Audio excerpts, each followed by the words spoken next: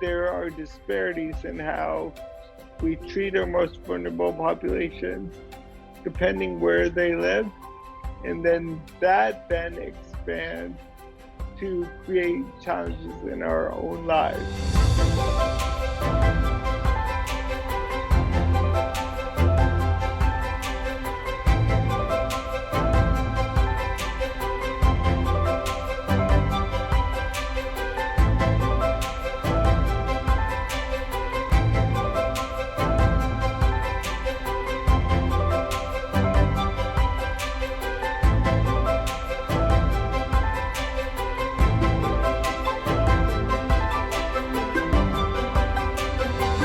We all have to keep going, and we have to fight for what we believe in. And I really think that that's what we, as a society and as a world, need to keep doing.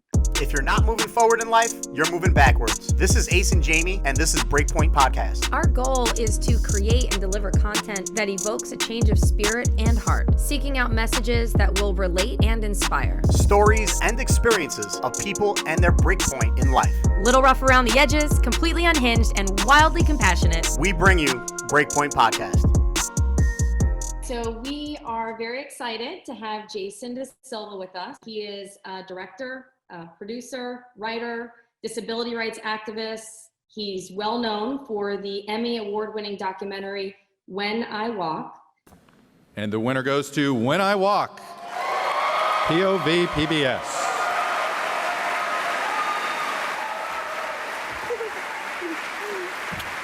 This award is dedicated to all people with disabilities from around the world that are putting their stories on screen. You're making this world a better place and changing media today. Thank you very much. The Emmy Award-winning film follows his diagnosis of primary progressive multiple sclerosis for 7 years as he progresses from cane to walker to wheelchair. He is the founder of the global nonprofit AXS Lab and AXS Map, a crowdsourced Google Map-based platform which rates the accessibility of businesses. And Jason, you are a loud voice for the disabled community. You've dedicated your life to it, and we feel a responsibility to help spread your voice. And so for anyone who hasn't watched his documentaries or films or heard his story, you need to. Please go watch it. We will include a link with this interview. First off, thank you so much for being on with us today. We're nervous and excited because we have a lot of respect for you, and we admire you tremendously, and we're definitely huge fans. So Thank you. That was an amazing introduction. Thank you so much for having me. This is really going to be great. So I'm really excited to be here, and thank you for including me in the podcast. yeah, absolutely. Absolutely. And for those of you listening or watching, I was just telling Jason before we started that me and Jimmy feel like we know him already because of watching, both of his movies, and he has so much content that's just out online. And it's just like, it's hard not to make that connection, and just saying like, wow, what an incredible person on an incredible journey, still looking to do incredible things. Just really powerful. So we were really excited for today's interview. And I know you said earlier that it's not surprising to hear that because everybody probably feels like they know you when they meet you. Yeah, that's totally true. Obviously we've been studying everything that we can find about your work. And when we were introduced by a close friend, we took a deep dive, and we've, kind of become addicted and obsessed to what you're doing. It's super powerful and totally, mind altering, the way it changes our perspective of the world. And certainly, just by getting a glimpse into yours. Would you mind by just giving us a little bit of a background? And we would like to talk about the disability trap and the thought process behind that, but maybe you can give a little background first. Yeah. So I was a filmmaker in college, and then my first short film got into Sundance. But then the year later, I got diagnosed with MS. So that's when I started the whole journey of learning how to do filmmaking and film again, but from a perspective of a person with a disability. So that's when everything first started for me. And the rest is just history. So the rest is when I Walk was a 7-year journey, then when We Walk was a 6-year journey. So yeah, it spans my career. In your film, When I Walk, your mom is a voice in your life, and she always has a message for you.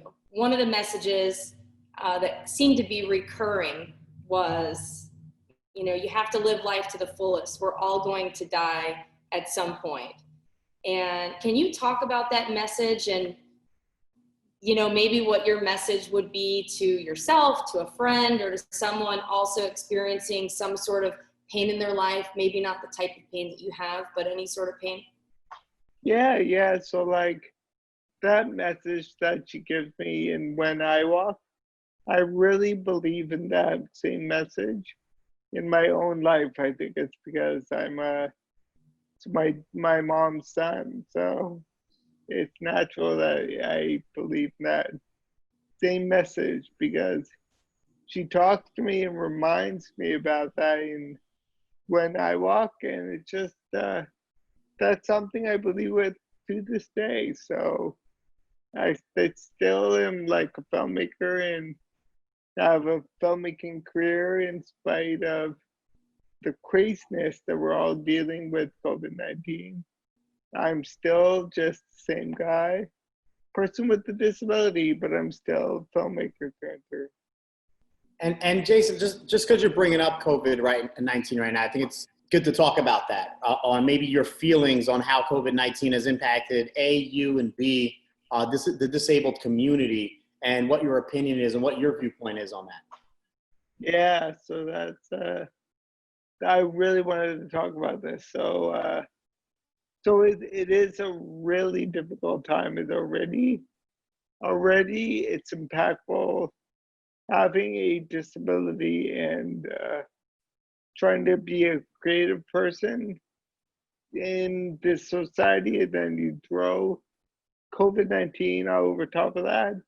It's really difficult. So not just for me, but for all my colleagues and for all people with disabilities. It's just it's a really, really crazy time. So one thing that we're trying to do at AXS Lab is really get the word out on how people with disabilities can get more resources and get better help to get their voices and get the resources they need during this tough time. Yeah, as a filmmaker, I pretty much stopped shooting and I'm just focusing on editing and really crafting the story of my new film called When They Walk. And I'm just sitting at home and working as an editor more than anything else.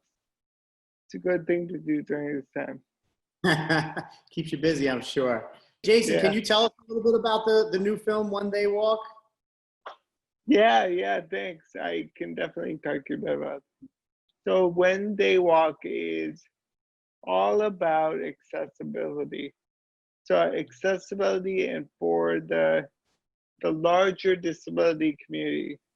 So we're all trying to make this world 100% accessible. So the film follows as that's why it's called When They Walk. So we as a community work together to try and make this a fully accessible world. Awesome. And we really enjoyed both your films, and we appreciate the vulnerability, just being so raw and so exposed. It takes a lot of courage, us doing this podcast, we're learning and we're nervous and trying to hone our skills to share incredible stories of incredible humans. I know that it's not easy, and it's actually interesting well, we're getting ready for this. You know, there's a million things that I can, oh, I'm going to look fat on camera, my double chin, this, da, da, da, what am I going to wear? It's funny, Ace was like, well, imagine our process for getting ready for this morning versus Jason's process for getting ready this morning and every day of his life. Unfortunately, it's really easy to take, you know, everything that you have for granted. And so we love to see that you are just always pushing forward and trying to add value. And that actually brings me to in When We Walk, your good friend Alberto of 10 years, who's also disabled. He says he wishes he could take life by the horns the way he used to. And then you agree with him. And you say, that's why I continue to do what I do.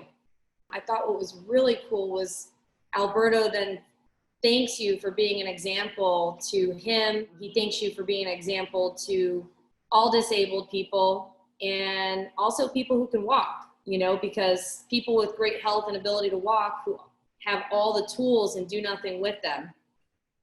So it's nice to get that reassurance from an old friend that I'm a force amongst people with disabilities, but also for other people. And, you know, I see it, I really find those things, the things that you mentioned, it's really, really nice that he went to that. But I really still have to say that it is always a challenge. So the same way that you or me or anybody has trouble getting up in the morning and getting on with their day, so like you guys getting up to get ready for the podcast and me getting up with the challenges that I have, we all have challenges. So it kind of goes back to the thing that my mom says is we all have challenges. They're all different challenges, but we all have to keep going and we have to fight for what we believe in. And I really think that that's what we as a society and as a world need to keep doing, because we work together to forward humanity for something greater than just ourselves. On that note, you know, talking about the disability trap, I have to say, I have never heard that term before. And Oh yeah. it was just extremely eye-opening. And the way in your first film, When I Walk, you visually show us what that trap looks like. Can you just tell us a little bit about that, about the disability trap and then mapping the disability trap, which is what you're doing now with AXS Map? Yeah, so mapping the disability trap is a piece that I did for the New York Times, and it was really looking at the challenge in all the 50 states around the US, the level of care that you can get as a person with a disability can really be ranked. These rankings are based on how states treat their people with disabilities. Medicaid support is completely state-run. State by state, there's no consistency for supporting people with disabilities. While New York is in the top 15 overall, it's number 1 specifically for reaching people with disabilities in need, while Texas is dead last. So like, it's all about my son. So the relationship between my son and I, but also the possibility and the probability of getting to live near him. So it's a lot more difficult. So in the New York Times piece, so I find that it's more difficult than what I originally expected. So New York is number 1 for supporting people with disabilities, but Texas is number 50. So the piece shows that there are disparities in how we treat our most vulnerable populations depending where they live, and then that then expands to create challenges in our own lives. So for me, just to be able to see my son Jace, it's more difficult because he lives so far from me. During this time of COVID-19, it's like really, really crazy because I don't know the next time I'll see Jace. So because he lives so far, I don't even know what the next time that I'm gonna see him is. It's tough, but I have to hope that one day we'll be together again.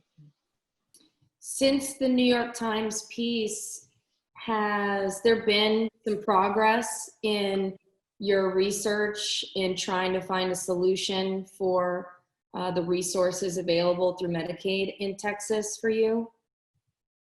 I have not found it, so I have not found anything more.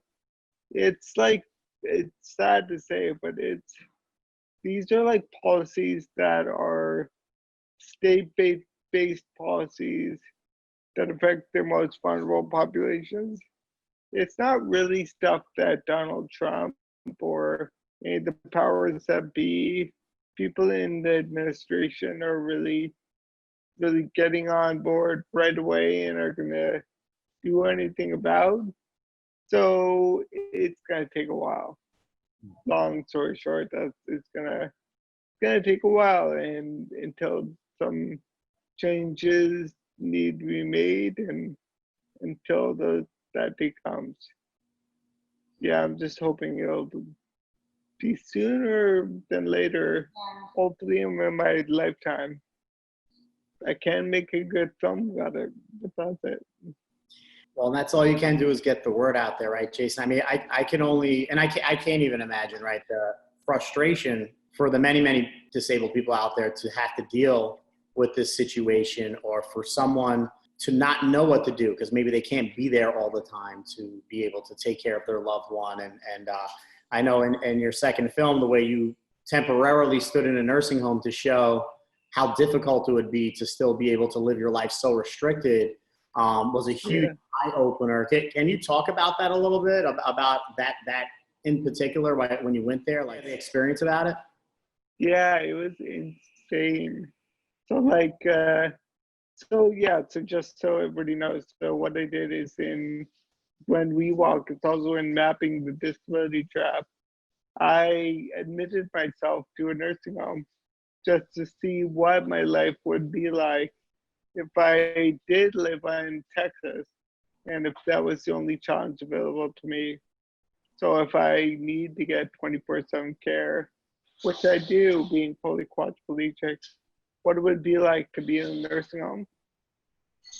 And it was crazy. So it's just, lots of people have this challenge and live in nursing homes, and it's really, really scary. So I wouldn't be able to be a filmmaker. I wouldn't be able to much less see my son. So I wouldn't be able to have a career, much less see my son. And that would be the whole reason I'd go to Texas.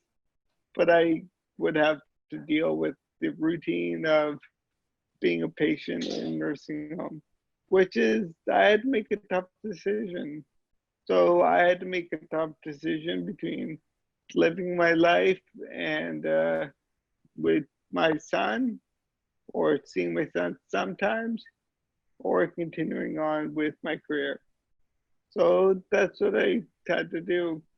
So to live longer and have a career versus just having the option to see my son sometimes. And Jason, I just want to let you know how impactful just that one little part of the movie was, because you putting this movie on, it's such, we all live in our own little world, right? We're all in our own little bubble, right? Where it's just like, it's all about me. We're all thinking about ourselves. And then you get exposed to one of your movies and you're like, wow, there's this whole other world that people live in that sometimes maybe just people put it away, they ignore it, or whatever it is. And, for me, my father, who had a slow, steady decline in his own health, and the family didn't know what to do at a certain point because he needed 24-hour care. So we ended up putting him in a nursing home. And had I seen your movie sooner, we would have did everything in our power not to do that, because we were waiting for other Medicare and stuff to come in so we can get a 24-hour aid. And I know when we were on the phone prior to this video that we're on right now, that, you told me there's about a 6-month life expectancy. And my dad was there, and I don't know, maybe 3-4 months later, he literally just declined so rapidly because, like, in the corner, and, not that they're bad people, just they're workers, they're not family members. They're not loved ones. They're not going to take care of them the same. And he passed away. So for me, that was really impactful. And I wanted to make sure we brought that up, because if people are listening or seeing this, to maybe second think if they have other options, that should probably be the last option they should ever take. Yeah, I totally. Yeah, thanks for bringing it. It's really important. So, like, it's important to not be in a nursing home for the reason that you get one-on-one care when you're not in a nursing home. So if you are by your own, so if you live in your own house, if I lived in my own house here in New York, but I have different people care for me, it's still better than being in a nursing home where you sometimes get up to 6 to 12 people on a rotating schedule that care for you. And that's never good. Yeah, because people shouldn't have to have that level of care. It's like being in a hospital, kind of. Or versus private study and a classroom setting, Yeah, that's right. Yep, exactly.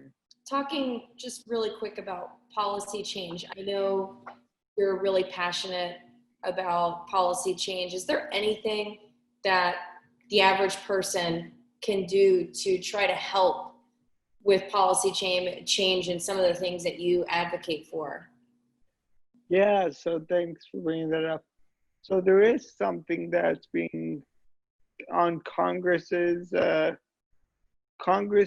desk for, it's been about a year now, with COVID-19 and the whole coronavirus. I don't know how much longer it's going to take, but it's called the DIA, so Disability Integration Act. So it'll allow people to move from where they want and get the 24/7 care that they need to live. So that's all the DIA is. And then you can lobby your congressmen or your people on a state level just to be made aware of DIA and hopefully vote it into power. Awesome. So that's the Disability Integration Act, the DIA. Yeah, we would love to help in any way that we can. We would love to get listeners on board with to help with that policy change. We would love to see you be able to move to Texas and be with your son and still get the same level of care that you get here in New York. Yeah, and if you guys are watching this on YouTube, we'll put all the links for this down below so you can click on that link and take part in doing something about it. Because this isn't something that impacts everybody, right, Jason? Because everybody has a family member in some way, shape, or form that needs some sort of help. So it's really powerful. And because we're on this topic, before we jump off to the next topic, I want to talk a little bit about something that most people are unfamiliar with, because at least I was unfamiliar with it until I saw the movie. It's something called caretaker burnout. Can you explain caretaker burnout to someone? Oh, yeah. So I never really talked about what that's like, because I never thought about it before, because I have people care for me on a revolving door, but they're like paid workers.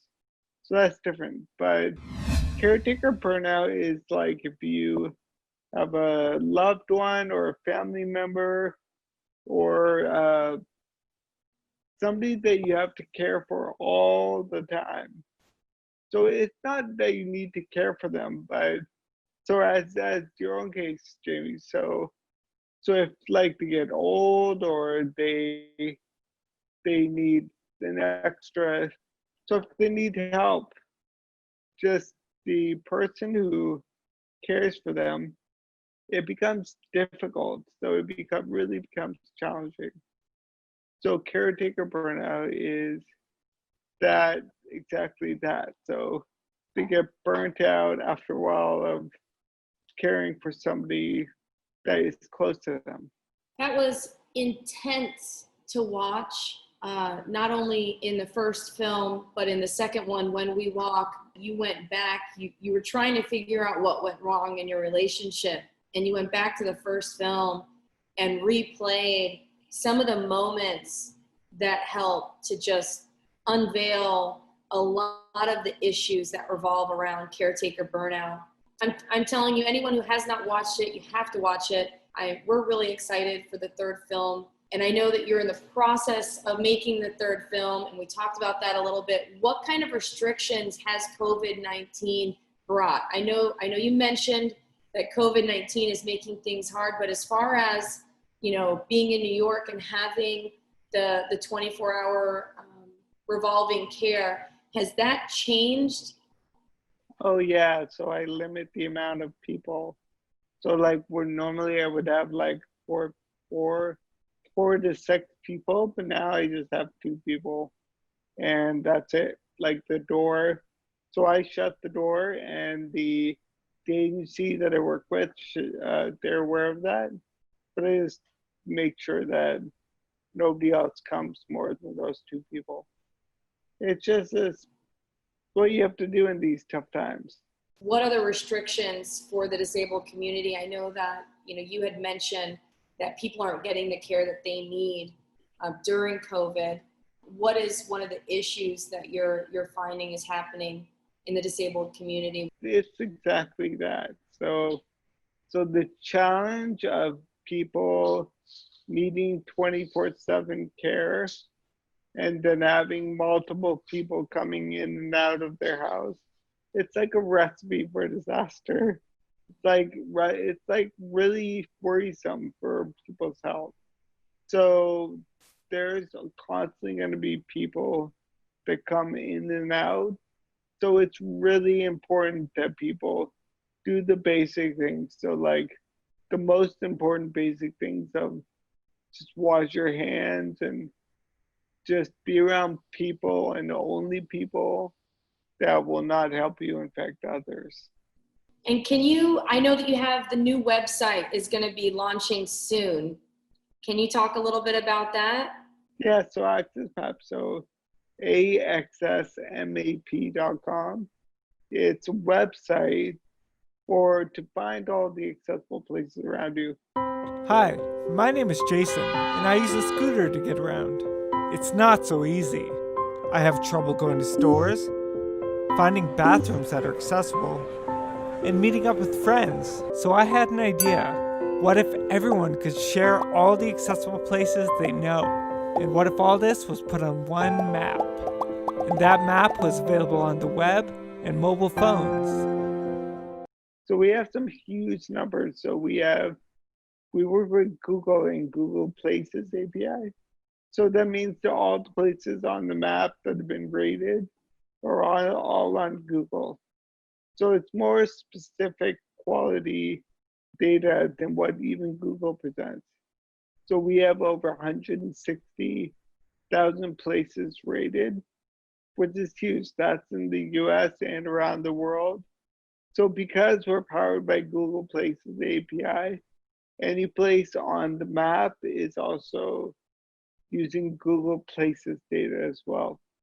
So it's really exciting. So that's what we're about to launch next. So go to AXSMAP.com, and you can see, hopefully by the time this podcast comes up, it's live, but if not, it'll be out shortly. Awesome. I'm excited for that. And what can we're, business owners, and we are a marketing agency with a ton of clients. What can we do to help? Is this part of, if I have a business, making sure that my Google business page is up to date, and that if I'm handicap accessible, that I've marked whether I am or I'm not, and the same for my restrooms. Yeah, that's exactly right. So you would make sure that your Google listings update, and then go to the website AXSMAP.com, just make sure your data on there is more, that it's more specific data about how your venue is helpful for people with disabilities. And you just go on there and make sure everything's up to date. Awesome.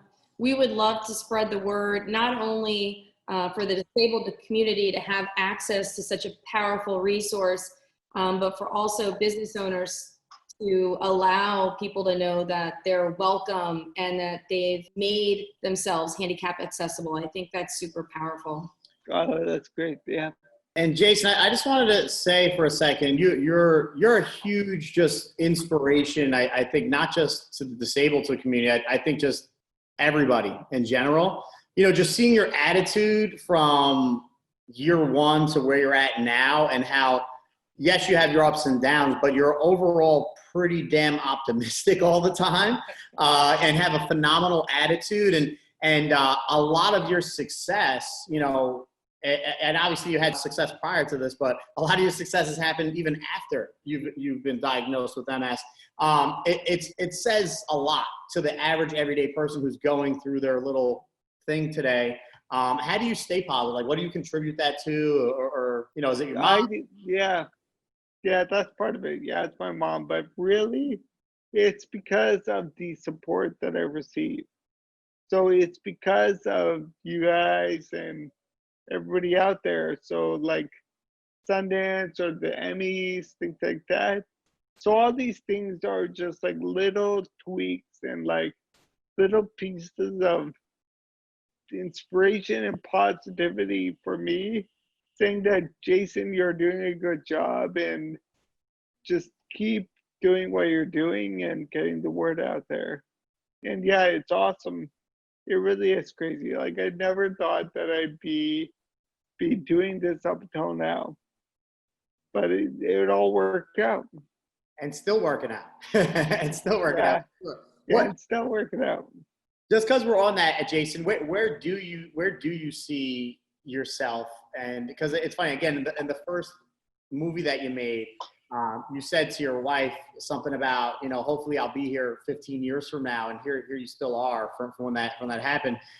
Where do you see your life going, or what is the impact that you want to make over the next 5 to 10 to maybe even another 15, 20 years? Yeah, you know, I never really even thought that far in advance, but now that I'm getting 40, or now that I'm 41, I need to start thinking about what the rest of my life's going to be like.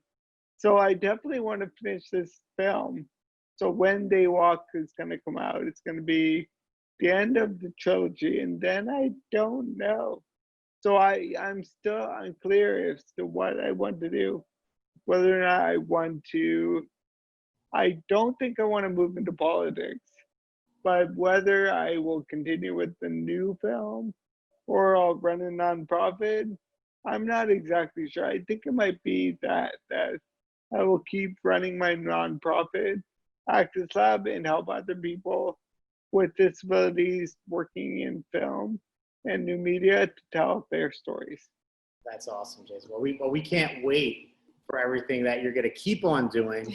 And we're excited to obviously help you in any way that we can. And I hope if you guys are listening or watching this, that after you're done, you go ahead and click all the different links down below and support everything that Jason is trying to get done to help out, not the disabled community, I think just the world in general, to be a better place, because I think that's what you're really about, Jason. I think everything happens for a reason. This podcast is for a reason. And you've made a huge impact up to this point. And I know you're going to do great things in the future as we move ahead in life. Yeah, thank you very much. Yeah, thank you. I think that we're going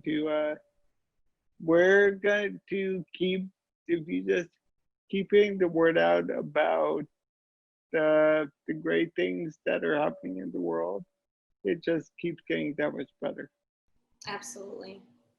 I think it's going to be really, really awesome for Jace to be able to experience your life through the films, through the trilogy that you've created. You know, what do you want? What do you want your legacy to be?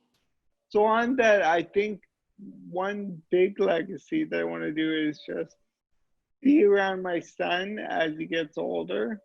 So I want that, like, so it's such a privilege to have a son that I want to be around him and to be in his life more. That then on the other side for my career, I wanted to be really focusing on, as I said before, other people with disabilities and telling their stories through film and new media. And I just want to support them. So creating the infrastructure to support them. Is there anything that you would like to share before we finish up? Is there anything specifically that's on your heart that you want to talk about?